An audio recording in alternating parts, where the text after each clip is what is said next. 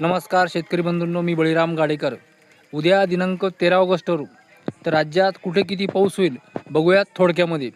तर तुम्हाला जी काही पिवळ्या रेषा दिसते ते पिवळ्या रेषेच्या आतील सर्व जिल्ह्यामध्ये आपल्याला बहुतेक ठिकाणी हलक्या ते तुरळक ठिकाणी मध्यम सरी झालेला दिसेल। त्यामध्ये जिल्ह्याचा समावेश आहे। इकडे पूर्व विदर्भामध्ये भंडारा, त्यानंतर नागपूर, वर्धा, चंद्रपूर, गडचिरोली, त्यानंतर पश्चिम विदर्भातील यवतमाळ, त्यानंतर वाशिम, मराठवाड्यातील हिंगोली, नांदेड, लातूर, बीड, धाराशिव, जालन्याचा काही भाग, पूर्व भाग, जालन्याचा पूर्व उत्तर भाग काहीसा, त्यानंतर उत्तर महाराष्ट्रातील जळगाव, धुळे, नंदुरबार इथे मध्यम सरी शक्यता आहे। त्यानंतर नाशिकमध्ये सुद्धा तुरळक ठिकाणी हलक्या सरी शक्यता आहे।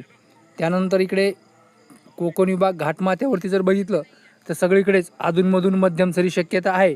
त्यामध्ये पालघर, ठाणे, रायगड, मुंबई, रत्नागिरी, सिंधुदुर्ग, साताऱ्याचा पश्चिम भाग, पुण्याचा पश्चिम भाग, कोल्हापूरचा पश्चिम भाग, त्यानंतर सांगलीसुद्धा तुरळक ठिकाणी हलक्या सरी शक्यता आहे। सोलापूरमध्ये सुद्धा तुरळक ठिकाणी हलक्या सरी होईल।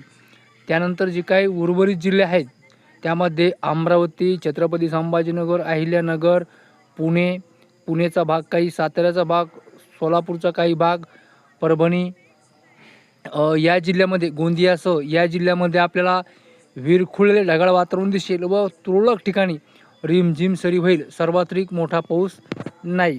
तर शेतकरी बंधूंनो, पुढे दिनांक 15 ऑगस्टपासून पावसामध्ये वाढ होणार आहे आणि दिनांक 15, 16, 17, 18 ऑगस्ट या कालावधीमध्ये राज्यात सगळीकडे पिकाला जीवदान मिळेल असा पाऊस सगळीकडे होणार आहे। त्यानंतर पुढे सुद्धा 19-20 ह्या 2 दिवस सुद्धा पाऊस आहे। तर आजच्या अंदाजामध्ये इतकेच। नमस्कार।